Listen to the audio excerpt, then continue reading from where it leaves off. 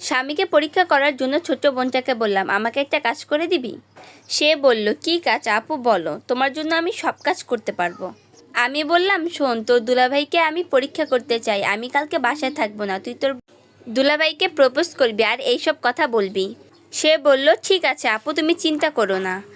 পরের দিন আমার বোন সত্যি সত্যি আমার বাসায় গিয়ে দেখতে পায় তার দুলাভাই একাই বাসায় আছে, আর কেউ নেই। আমার বোন তার দুলাভাইয়ের কাছে গিয়ে বলে, দুলাভাই একটি কথা বলতাম, যদি আপনি কিছু মনে না করেন। তার দুলাভাই তাকে বলল, হ্যাঁ বলো। তখন আমার বোন বলে, আমি আপনাকে ভালোবাসি, বিয়ে করতে চাই, আপনি আপুকে ডিভোর্স দিন।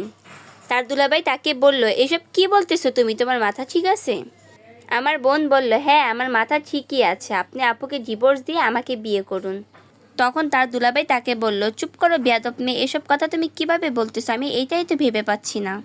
তখন আমার বোন বলে, আমি আপনাকে ভালোবাসি বলে বলতেছি।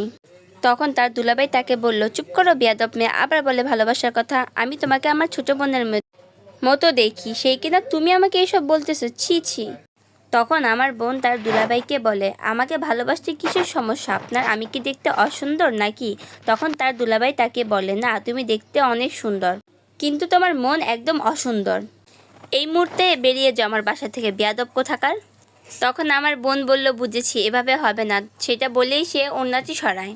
সেই মুহূর্তে তার দুলাভাই তাকে কষিয়ে একটি থাপ্পড় দেয় এবং বলে, বের হ আমার বাড়ি থেকে বেয়াদব মেয়ে কোথাকার। এটা বলে তার দুলাভাই তাকে বাড়ি থেকে বের করে দেয়। তারপর আমার বোন বাড়ি থেকে বের হয়ে আমাকে ফোন দেয় এবং বলে, হ্যালো আপু, আর একটু হলে তো দুলাভাই আমাকে মেরেই ফেলতো। বলে, তোমার স্বামী তোমাকে অনেক ভালোবাসে, কিন্তু মাঝখান থেকে আমি খারাপ হয়ে গেলাম।